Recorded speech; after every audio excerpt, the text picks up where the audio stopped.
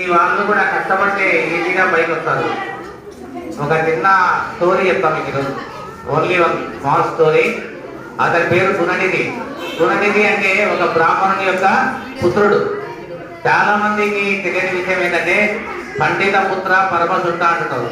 అంటే చాలా మంది వాళ్ళ వాళ్ళ పిల్లల యొక్క డెవలప్మెంట్ ని పెద్దగా పట్టించుకోకుండా ఉంటారు కాబట్టి వాళ్ళ పిల్లలు కూడా పక్కదారి పట్టే మార్గానికి అవకాశం ఉంటుంది. అయితే ఈ గుణనిధి ఎవరు అంటే ఒక బ్రాహ్మణుని యొక్క పుత్రుడు.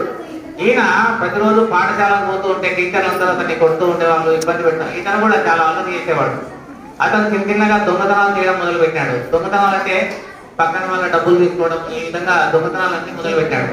అతను పెరిగే కొద్దీ ఒక పెద్ద దొంగగా మారిపోతున్నాడు. అయితే ఒకరోజు ఆకలిని తట్టుకోలేక ఊర్లో ఒక ఇంట్లో దూరి ఆహారాన్ని అది తీసుకొని పోతూ ఉన్నప్పుడు ఆ ప్రజలందరూ ఎట్టమన్నారు, ఆ దొంగను కొట్టడానికి ఎట్టమన్నారు. అయితే ఇతను ఒక శివాలయానికి వెళ్ళి ఆ శివాలయం లోపల ఇతను వెళ్ళడం జరిగింది. అయితే గుణనిధి ఒక గొప్ప వ్యక్తిగా మారడానికి అదే మంచి అవకాశంగా మారింది. ఎందుకంటే అక్కడ శివాలయంలో ఆ రోజు మహాశివరాత్రి. మహాశివరాత్రి అంటే శివుని యొక్క ఒక అద్భుతమైన పండుగ. అయితే ఈ గుణనిధి ఆ యొక్క దేవాలయం లోపలికి వెళ్ళేటప్పటికీ ఉన్నటువంటి పెద్దగా గాలి వచ్చి దీపాలన్నీ ఆరిపోయినాయి. అప్పుడు గుణనిధి తన చొక్కాను తిప్పేసి నూనెలో ముంచి ఒత్తి వెలిగించాడు. అప్పుడు కైలాసంలో ఉన్నటువంటి ఆ యొక్క కింకరులు అంటారు, అంటే ప్రథమ గణాలు. అందుకోసమే శ్లోకం చెప్పేటప్పుడు మొట్టమొదట మనము ఒక అద్భుతమైన శ్లోకం చెప్తాం. వక్రతుండ మహాకాయం కోటి సూర్య సమప్రభం నిర్విఘ్నం కురుమే దేవ సర్వకార్యేషు సర్వదా. ఎందుకు ఈ మాట చెప్తాము అంటే ఏదైనా ఒక పని చేసేటప్పుడు విఘ్నేశ్వరుని తలుచుకొని పని చేస్తాం. అయితే ఈ యొక్క గుణనిధి ఆ యొక్క దేవాలయం లోపల ఉన్నటువంటి ఆ పదార్థాలన్నింటినీ తీసుకొని తినడం మొదలు పెట్టాడు. ప్రజలు అతన్ని కొట్టి చంపేశారు. అంటే ఇప్పుడు గుణనిధి చనిపోయినాడు.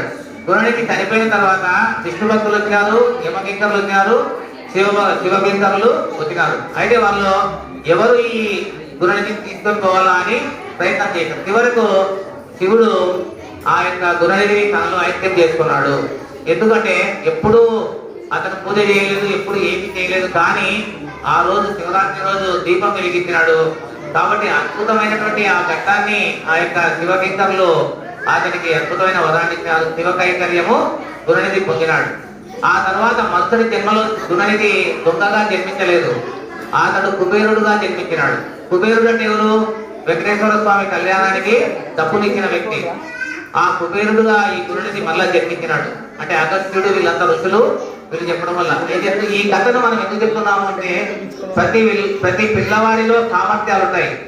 ఆ సామర్థ్యాలను వెలికి తీసే శక్తి ఉపాధ్యాయులకు ఉంటుంది. ఆ ఉపాధ్యాయులను కంట్రోల్ చేసే శక్తి మన కరస్పాండెంట్ గారికి ఉంటుంది. అంటే ఉపాధ్యాయులను కంట్రోల్ చేసే సామర్థ్యం సార్కు ఉంటుంది, పిల్లలను కంట్రోల్ చేసే సామర్థ్యం టీచర్లకు ఉంటుంది. కాబట్టి ఆ స్కూళ్ళన్నీ కూడా బాగా డెవలప్ అవుతాయి. అంటే రాబోయే రోజుల్లో ప్రతి విద్యార్థి కూడా ఒక మంచి అద్భుతమైనటువంటి వ్యక్తిగా, అంటే ఈరోజు నేను దాదాపుగా చాలా ఏళ్ళ నుంచి టీచర్గా పనిచేస్తున్నాను. ఎంతో మంది డాక్టర్లు అయినారు, ఎంతో మంది ఇంజనీర్లు అయినారు, ఎంఆర్ఓలు కూడా అయినారు. అయితే వాళ్ళందరూ ఎప్పుడన్నా నాతో మాట్లాడుతున్నప్పుడు నాకు చాలా ఆశ్చర్యం అనిపిస్తుంది. అంటే మీరు కూడా గొప్ప గొప్ప స్థాయికి రావాలని మనసా వాచా కర్మణ కోరుతున్నాను. Thank you very much.